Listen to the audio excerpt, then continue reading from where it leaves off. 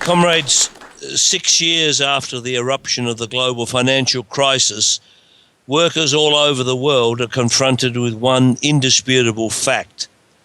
All the dangers they face, war and the onslaught on their jobs and social conditions, arise from the breakdown of the global capitalist system that began in September 2008. From the outset, the International Committee of the Fourth International insisted that the crisis arose from contradictions rooted in the very foundation of the capitalist system. Those contradictions, which exploded with the outbreak of World War I in August 1914 and led to all the horrors that followed, had come to the surface once again. In characterising this crisis as a breakdown, we by no means implied that the capitalist system would simply come to a halt. Rather, the crisis would give rise to the most frenzied activity on the part of the ruling classes, assuming two forms. The drive towards new imperialist wars, as each of the major powers sought to enhance its position at the expense of its rivals, and the violent restructuring of class relations in every country, aimed at driving the working class back to the conditions of the 1930s and beyond. We insisted that the bourgeoisie and its tens of thousands of economists, think tanks, teams of analysts and experts of one sort or another, backed by a vast array of computing power, had no policies to return to what were once regarded as the conditions of a normally functioning capitalist economy. Has our analysis stood up? It's been completely verified. Overall, the phrase secular stagnation is being used to characterize the situation in the major capitalist economies. The United States, still the world's single biggest national economy, is about to enter its sixth year of supposed recovery. But this is a recovery like no other. Gross domestic product has grown 1.8% a year on average since the end of the recession, half the pace of the previous three such expansions. This week, official data showed that US growth in the first quarter of this year amounted to just 0.1%. As if to celebrate the insane character of the post-2008 economy, Wall Street greeted this news with a record high. The situation in Europe is no better. Unemployment is near 12%, with youth unemployment in some countries at 60%. Gross domestic product is almost 10% below where it would have been had the pre-crisis trend continued. Gross domestic product has not even returned to the levels reached on the eve of the financial crisis. Investment is down by as much as 25%, and industrial production 16% below the pre-crisis trend. At least 8 countries in the Eurozone are experiencing deflation, a sure sign of stagnation. And what do the European ruling elites, these authors of the so-called social market model that was supposed to provide a more humane form of capitalism, what do they propose? They are pressing ahead ever more ferociously with deepening austerity for the working class. After the crisis of 2008 broke, the highly paid commentators, academic flunkies, and economic pundits who serve the profit system offered the reassurance that so-called emerging markets, with China at their head, would provide a new foundation for global capitalist expansion. Notwithstanding the disaster in the major capitalist centres, these economies, they said, would be able to decouple, and so, after some turmoil, economic growth would be restored. What a cruel joke. China stands on the brink of a financial disaster.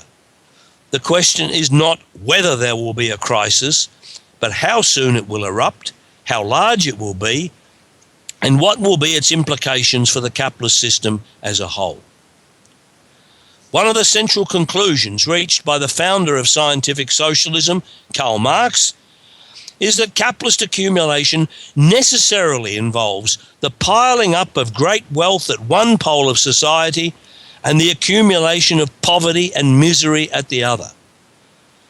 Marx's conclusions came under continuous fire down through the decades because they demonstrated that social polarization was not produced by policies that so-called enlightened politicians could somehow reverse, but was lodged in the objective logic of the profit system itself and could therefore only be ended through the overthrow of capitalist property relations.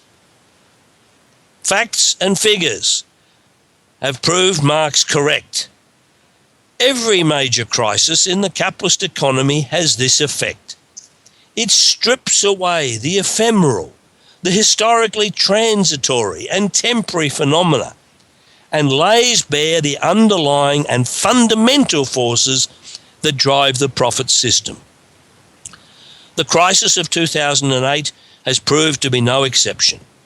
In the past 6 years, social polarization has increased at an accelerating rate, with the result that the world is now in the grip of a handful of plutocrats.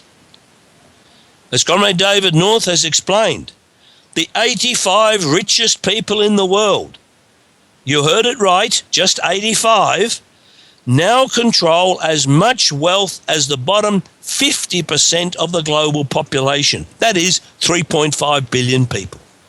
The wealth of the top 1% is $110 trillion. That is 65 times the total wealth of the bottom 50% of the world's people. At the same time, some 3 billion people subsist on less than $2.50 a day. There is no parallel in history for this immense concentration of wealth. The would-be critics of Marx insist that while his conclusions might perhaps have had some limited validity 150 years ago, they have been bypassed by history. In fact, they have proved to be the most prescient analysis of the basic economic and social trends, not of the 19th century, but of the 21st. The ruling class and its apologists have no explanation for the crisis of their own system. Some of them maintain that it has been caused by insufficient regulation and oversight of finance. Others that it is a result of wrong policies.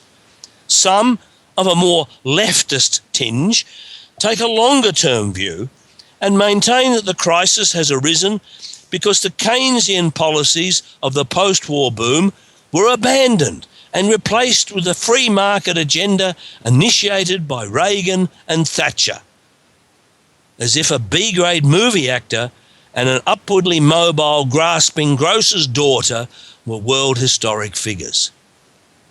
All these assertions rest on the claim that crises are somehow the result of factors external to the capitalist system to which it simply falls victim. This approach derives from a definite class orientation and historical perspective. Whatever the differences between them, all the former liberal and left layers maintain that capitalism is not an historically developed and therefore historically limited mode of production, destined to pass into history along with slavery and feudalism, but the only viable form of socio-economic organisation. Marxists have a fundamentally opposed perspective. Crises and economic breakdown do not develop outside the capitalist system. They are rooted in its essential internal contradictions. The apologists and defenders of profit deny these fundamental contradictions exist. But as Marx explained, crises exist because these contradictions exist. The desire to convince oneself of the non-existence of contradictions is at the same time the expression of a pious wish that the contradictions, which are really present, should not exist. The contradictions of capitalism assume two main forms. that between the global character of production and the nation-state system which divides the world, and that between the development of the productivity of labour and socialised production and the private ownership of the means of production which forms the basis of the private appropriation of wealth by the profit system.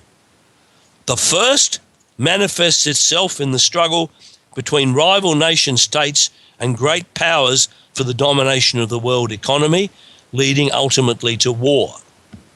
The second in economic breakdown, characterised above all by the development of unemployment and social misery amid the production of great wealth.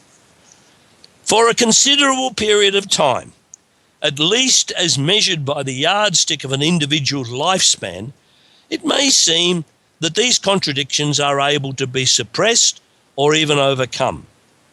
But as the present world economic and geopolitical crisis so clearly demonstrates, they have now erupted to the surface once again. 100 years ago, in 1914, the breakdown of capitalism took the form of world war. Today, its initial expression has assumed the form of an ongoing crisis of the global financial system. Wall Street is at a record high while the US and world economies stagnate. What could more clearly indicate the growing rot and decay? And the consequences of this breakdown will be the same as that of 1914. World war, depression, fascism, and authoritarian forms of rule. As Marx put it so well, the growing incompatibility between the productive development of society and its hitherto existing relations of production expresses itself in bitter contradictions, crises, spasms. The violent destruction of capital, not by relations external to it, but rather as a condition of its own self-preservation, is the most striking form in which advice is given to it to be gone and to give room to a higher state of social production. But capitalism will not pass peacefully into the historical good night. It will attempt to drag down all of humanity with it and impose new forms of barbarism. The ruling classes cannot be allowed to succeed. The advice of which Marx spoke must be actually delivered by a mighty force, the unified struggle of the international working class, the bearer of a higher state of social production for the conquest of political power and the establishment of international socialism. This online International May Day rally, organised by the International Committee of the Fourth International, the World Party of Socialist Revolution, is a very important step in that direction. Thank you.